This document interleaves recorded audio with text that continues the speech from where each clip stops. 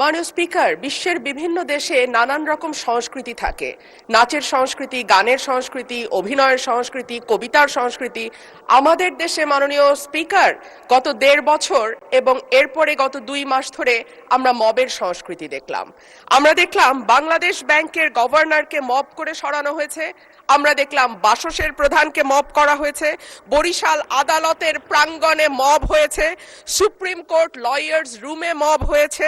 Daily star, প্রথম আলো ভাঙা হয়েছে। চট্টগ্রামে ১.৫ বছর আগে নেচে গেয়ে নাচ এবং গানের মাধ্যমে মব তৈরি করে ছিনতাইকারী সন্দেহে পিটিয়ে মারা হয়েছে। কুষ্টিয়ায় একজন কথিত পীরকে পিটিয়ে মারা হয়েছে কিছুদিন আগে। মাননীয় স্পিকার, আমাদের সম্মানিত মাননীয় স্বরাষ্ট্রমন্ত্রী আজকে উপস্থিত আছেন। উনি একবার না, দুইবার না, কয়েক দফা আমাদেরকে আশ্বস্ত করেছিলেন বাংলাদেশে আর মবের কালচার হবে না। উনি আমাদেরকে আশ্বস্ত করেছিলেন বাংলাদেশে বিচারহীনতার সংস্কৃতি হবে না। উনি আশ্বস্ত করেছিলেন বাংলাদেশের মানুষ ন্যায় বিচার পাবে।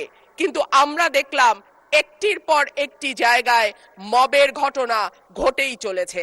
আজকে আমাদের স্বরাষ্ট্রমন্ত্রী উপস্থিত আছেন। আমি ওনার দৃষ্টি আকর্ষণ করে বলি, আজকে মাননীয় প্রধানমন্ত্রীও একই ধরনের কথা বলেছেন। মানুষ যখন ন্যায় বিচার পায় না তখনই এইরকম সংস্কৃতির বাড়ে এবং মানুষ এই ধরনের সংস্কৃতিতে জড়িয়ে যায়। মানুষের মধ্যে হতাশা আছে, মানুষের মধ্যে ক্ষোভ আছে, মানুষের মধ্যে তীব্র বৈষম্য আছে এবং সর্বোপরি দৃষ্টান্তমূলক শাস্তির অভাব। গত ১.৫ বছরে চট্টগ্রামে করে যেই লোকটিকে পিটিয়ে মারা হয়েছিল তার বিচার এখন পর্যন্ত হয়নি। মাননীয় স্পিকার,